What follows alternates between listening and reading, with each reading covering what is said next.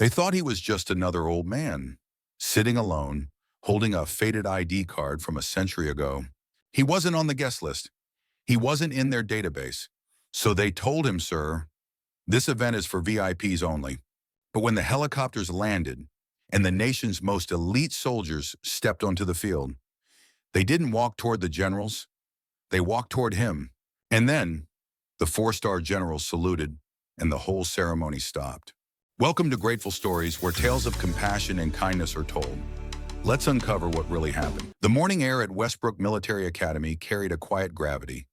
Nestled in the green hills of Northern Virginia, the academy had stood for a century, its stone towers and brass plaques whispering stories of valor, discipline, and sacrifice.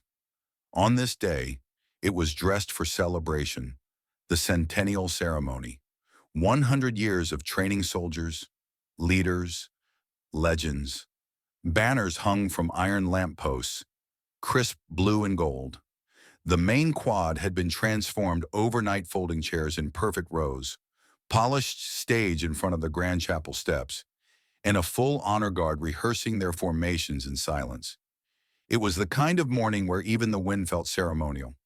Cadets in pressed uniforms moved briskly through the crowd, escorting dignitaries, checking logistics, nodding to generals and retired officers arriving in chauffeured cars. Everything was on schedule. Everything was under control until the old man arrived. He came not by car, but on foot along the cobblestone path that led from the North Gate, where the statues of the Academy's founders cast long, watching shadows. He wore a long, faded coat, gray once, maybe olive drab decades ago. The shoulders were worn thin. A wooden cane tapped steadily as he walked. Not for show, but necessity. His back was slightly hunched, and his breath visible in the morning chill. But he walked tall in spirit. There was a stillness to him, the kind that made time slow. Across his chest, clipped loosely to a fraying lanyard, hung an old ID badge. It was cracked at the corners. The photograph long faded, just a young man in a cadet cap, with the words Westbrook Military Academy typed underneath in black ink. Joseph Grant, class of '44. He reached the outer cordon where two junior officers were stationed, lieutenants, barely 30, hands crossed at their belts, earpieces clipped to their collars. The taller one stepped forward, polite, professional. "Good morning, sir. May I see your credentials?" Joseph held out the badge, not with entitlement, but with quiet trust. The lieutenant glanced at it, then blinked. Sir, this ID's not scannable. Do you have a QR registration or printed confirmation for the event?" Joseph shook his head. "No, I was just hoping to attend. I trained here a long time ago." The second lieutenant stepped forward now, scanning a tablet. "What's the name, Sir Joseph Grant?" Fingers tapped quickly. Scroll, search, frown. "Not on the guest list." Joseph nodded slowly, eyes drifting past them to the stage in the distance. "I don't need a seat. I just wanted to watch." The two officers exchanged a glance. The taller one leaned in, keeping his voice even. "I'm sorry, sir. This event is closed to registered guests and VIPs. If your name's not listed, we can't let you through the perimeter." Joseph gave a soft chuckle. "I suppose I've lived too long for the system to remember me." The younger one tried to smile. "It's not that, sir. We just have strict security protocols." Joseph looked down for a moment, then tucked the old badge back into his coat pocket. "I understand. You're doing your job." But there was something in the way he said it. Not anger, not sarcasm, just resignation. The older kind, the kind that knows what it feels like to be forgotten. He turned, slowly, tapping his cane as he began walking away. The taller lieutenant watched him go, lips tightening. Something about the man tugged at his gut. But orders were orders. Protocol was protocol. And this was not just any ceremony, it was being broadcast live, attended by generals, senators, and even a cabinet official. No room for unverified guests. Joseph circled around the outer courtyard, walking farther than he probably should have, past the oak trees, past the old fencing range where he once trained with real sabers and bayonets. There, behind the last row of folding chairs, was an empty spot, grass still wet with dew, no flag, no spotlight, just space. He eased himself onto the edge of a low stone planter and sat, setting the cane beside him, rubbing his knee with practiced fingers. The academy had changed, but he hadn't come for nostalgia. He just wanted to see it one more time, to hear the hymns, to watch the cadets march, to remember. He pulled the old ID from his pocket and turned it over in his hands. The lamination had peeled back. The photo was nearly invisible, but he remembered every detail. He remembered the smell of gun oil and chalk, the sound of steel heels on concrete, the way the drill instructor barked his name that first week. He remembered every man he trained with. Not all of them made it back. A voice came over the loudspeaker, breaking the air. "Ladies and gentlemen, welcome to the Westbrook Centennial Ceremony. Please rise for the presentation of colors." Joseph stood slowly, unsteady, but upright. As the flag emerged, carried by crisp uniformed cadets, he brought his hand to his brow in a slow, precise salute.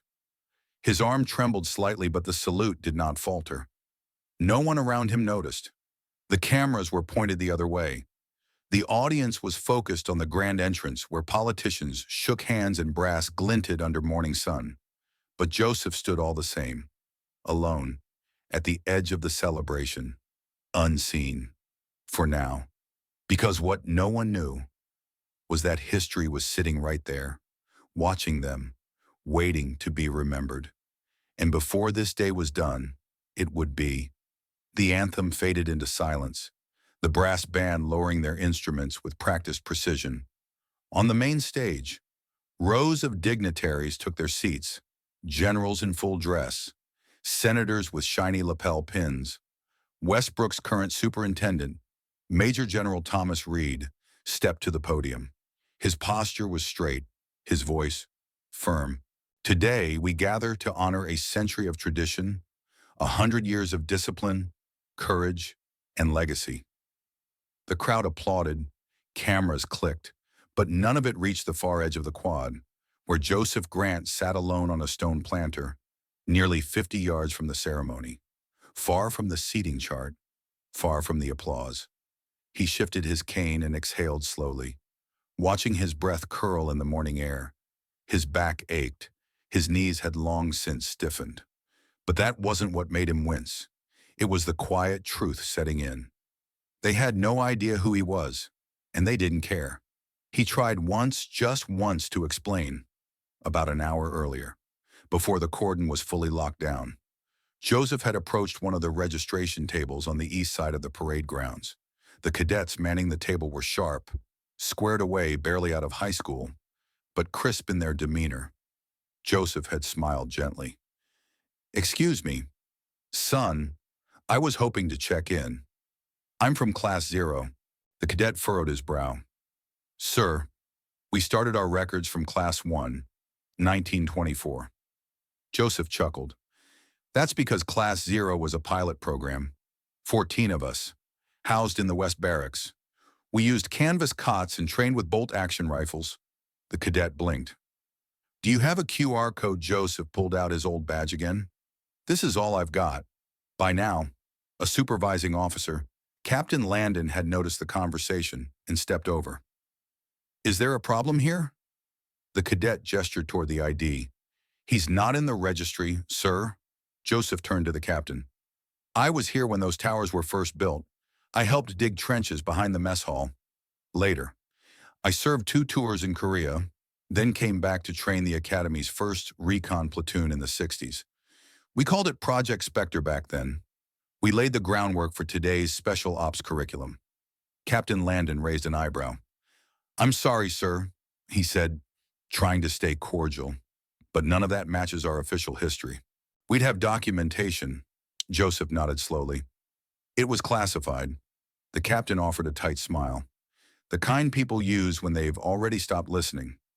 With respect, "Sir, if you don't have proper credentials, we can't allow access beyond the public walkways. It's a security issue." Another young officer leaned over and whispered, not so quietly, "Maybe someone's grandfather got confused again."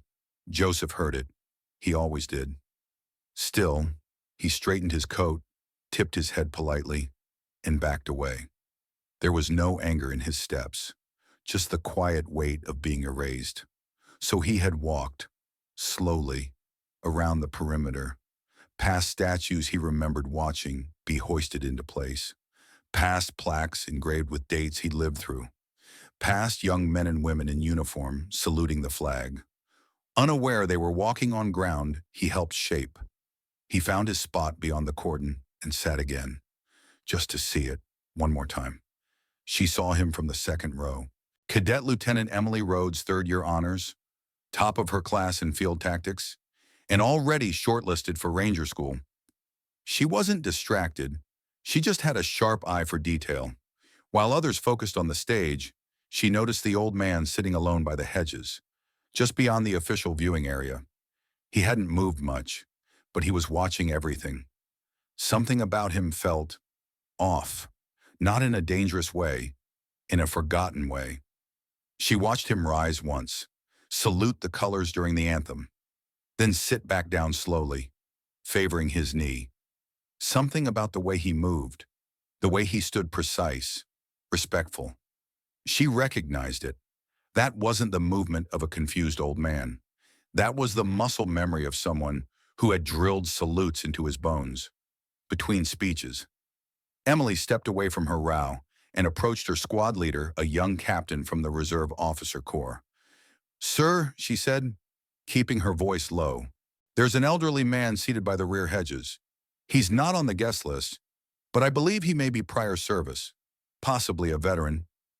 The officer barely glanced over. "Lots of old vets here today. He's not sitting in the designated seating, no escort, no ID badge. Then he's not cleared. Stay focused on the ceremony." "Cadet." Emily hesitated. "Sir, I think he may have been part of the early training program. He has an old academy badge, worn uniform markings. It could be important." The captain sighed. "We've got generals in the front row, senators, even the secretary of the Army's liaison team. You want me to investigate a guy sitting on a flower box in the cold?" Emily didn't flinch. "Yes, sir, I do." The captain narrowed his eyes, annoyed. "I'll make a note, but don't cause a scene. We don't need distractions today." "Dismissed." Emily nodded, but she didn't sit down. Not yet. Instead, she looked back across the quad and watched the old man sit quietly, hands folded over a wooden cane, eyes fixed on a podium where his name was never going to be spoken. And something inside her didn't sit right. Not with how proud he looked, not with how alone he sat, because somewhere in her gut, she knew that man hadn't come to be seen.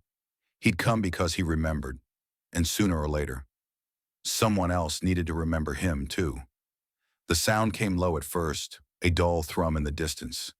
Then it grew, rising, sharp, rhythmic. Rotors. Heads turned toward the sky as the faint outline of a military helicopter appeared beyond the tree line, slicing through the cold Virginia air. Not part of the schedule, not on the program, not expected. The band stopped, the crowd hushed, and every camera on the quad slowly swiveled upward. As the Black Hawk approached, the Westbrook emblem emblazoned on its side came into view alongside markings that drew a murmur from a few in the know. Navy SEALs, Army Rangers, Delta Force, elite units, the best of the best. The helicopter touched down in the north field with surgical precision, its landing gear sinking slightly into the grass. Within seconds, the side doors slid open. Out they came 12 in all, full gear, dress blacks, shoulder patches from every special operations unit in the armed forces. They moved in formation, silent, measured, exact, like ghosts returning home. The MC at the podium stammered over the microphone. Ladies and gentlemen, please remain seated. This appears to be a scheduled demonstration by our distinguished alumni, but no one moved. No one blinked, because this wasn't a demonstration. It was a reckoning. At the front of the formation walked a man whose presence eclipsed every general on that stage. Tall, broad, gray-haired beneath his officer's cap. A four-star insignia gleamed on each shoulder. General Marcus Leland, commander of Joint Special Operations Command, one of the most decorated living officers in American military history. He didn't head toward the stage. He didn't shake hands with the secretary's liaison. He didn't acknowledge the seated generals or the superintendent.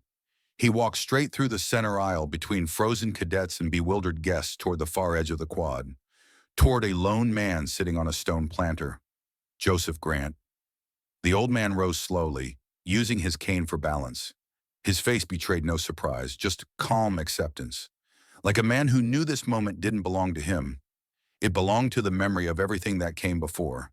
The moment the general reached him, he stopped, paused, and then, in front of the entire academy, he raised his right hand and delivered a crisp, formal salute. For several seconds, the world stopped breathing. Behind him, the entire Special Operations Formation stood tall, then followed suit. 12 salutes, 12 warriors standing at full attention. Facing one old man, Joseph slowly returned the gesture, his hand trembling slightly, his fingers curling stiffly from decades of arthritis. But the salute was perfect, because muscle memory doesn't forget honor. And neither did they. General Leland turned to the audience, his voice carrying not loud, but weighted with authority that needed no microphone. "Ladies and gentlemen," he began, "you've been hearing stories today about Westbrook's legacy, about its founders, about its traditions." He glanced toward the dignitaries. "But none of that would exist for us, if not for this man." He turned back to Joseph. "This is Colonel Joseph Grant, United States Army, retired." A stir rippled through the crowd. Not applause, not yet, just realization. General Leland continued. "He was here before any of us. Class 0, a founding cadet before the academy even had running water." He let the words sink in. He returned after his third deployment in Korea and helped establish Westbrook's first covert tactics program. What was once called Spectre Company is now the modern foundation for every special operations training unit this academy produces. Silence. Absolute. And in 1971, Leland went on, during a failed reconnaissance mission along the Cambodian border. A young intel team mine was trapped behind enemy lines. Communications were down. Support was unreachable. He looked directly at Joseph. Colonel Grant led a 3-man rescue through 17 kilometers of jungle under direct fire. No orders, no backup, just grit, silence, and purpose. Joseph didn't nod, didn't flinch. He simply stared back. Steady. 3 of us made it home. I was one of them. Leland's voice caught for just a second, but he recovered. We were 22. He was 50. He turned again to the cadets, the guests, the stunned officers who moments ago didn't know Joseph Grant's name. "You're here today because men like him came before you. Because when others wrote the manuals, he walked them out in the field. When others gave speeches, he gave blood." Leland stepped aside. "I came here to speak at this podium, but I'm no longer the one with anything to say." He looked to Joseph. "This day belongs to you, sir." And then he stepped back. The whole formation did, leaving Joseph standing in the center of the quad, facing 1,000 faces. No one moved. Even the flag overhead, just for a moment, hung perfectly still. Joseph looked around, took in the place, then said, softly, "I didn't come here to be seen." A long pause, but I thank you for remembering. The silence didn't last. It shifted, softened, turned into something else. Reverence. Across the quad, cadets slowly rose to their feet, not because of an order, but because of something deeper, something felt. One by one, they bowed their heads. Some placed their hands over their hearts. Some saluted, and some simply stood very still, letting the weight of the moment settle into their bones. Among them, the young officers who had turned Joseph away earlier now pushed through the gathering crowd, faces pale, eyes wide. They reached him quietly. No ceremony, no microphone, just two young men, standing in front of the man they'd dismissed. The taller one spoke first. His voice was unsteady. "Sir, we're sorry. Truly." The other nodded, eyes locked on the ground. "We didn't know." Joseph looked at them, really looked, and then he nodded once, a small gesture, but enough. No anger, no lecture, only grace. That was all the response they deserved, and far more than they'd earned. The superintendent stepped forward next, clearing his throat, trying to gather what little control the moment would allow. He took the microphone with both hands. "Cadets, guests, members of the armed services." He paused, glanced back toward Joseph, then tried again. "Today we were reminded that history doesn't always wear a name tag, that some legacies come without a headline, without a banner, but leave deeper footprints than any parade ever could." He gestured toward the flagpole where a new banner was being quietly unfurled by two staff cadets. A rich navy blue, gold-stitched lettering. "The Joseph Grant Training Center, Est, 2024. A murmur rolled through the audience. Then applause. Slow at first, then rising, rippling, until the entire quad echoed with it. Joseph didn't clap. He just smiled. A quiet, tired, knowing kind of smile. The kind a man gives when he's not seeking anything, only seeing it come full circle. Emily Rhodes, still in her cadet uniform, stepped gently beside him. "Sir," she said softly, "may I escort you?" He looked at her, eyes warm, a touch of amusement behind them. "You're the one who saw me first, aren't you?" She nodded, a little embarrassed. "I thought something didn't feel right." He tapped his cane, shifted his weight. "You trusted your gut. That's something they won't teach you in doctrine." She smiled, then offered her arm. Joseph took it, and together, they walked slowly through the parted sea of cadets and officers, past the folding chairs, past the high brass, past the past itself, to a front row seat marked with a simple wooden plaque, "Reserved Colonel J. Grant, Class 0. The ceremony continued, but the tone had changed. The generals spoke, the bands played. But the heartbeat of the event had already happened. It sat in a quiet row near the front, in an old man with a cane, and a cadet who'd remembered to look deeper, as the sun dipped lower, casting gold across the field. The camera crews panned wide for the closing salute and caught just a glimpse of something in the corner of the screen. A cane resting across one knee, a cadet standing beside him, hand on her heart, and a generation watching, learning. Years later, the footage would resurface in a documentary. His name would be carved in stone near the parade ground. Westbrook cadets would pass under the archway of the Joseph Grant Center every day. Most would not know the full story, but one would. Colonel Emily Rhodes, now an instructor herself, decorated, respected. She would stand at the edge of the same field where Joseph once sat and speak to her new cadets, voices quiet under the wind. "You'll hear a lot about leadership in your time here," she'd say, "about strength, about courage, about victory." She'd pause, let the silence settle. "But I was there the day Colonel Grant was recognized, and I can tell you what I saw wasn't power, it wasn't command, it was dignity, carried quietly, worn like a uniform no one else could see." She'd glance toward the plaque, now polished with time. "I used to think I understood what honor meant," she'd say, "but it wasn't until that day, watching him, that I learned the truth." Her voice would drop, almost to a whisper. "Honor doesn't shout, it doesn't demand attention. It just stands there, steady, until the world remembers." And just like that, a story passed down, from a man who never asked to be seen, to a woman who made sure he never faded again. Because in the end, some legacies don't need a microphone. They only need one moment to be seen. In our darkest moments, kindness still finds a way, often in the quietest places.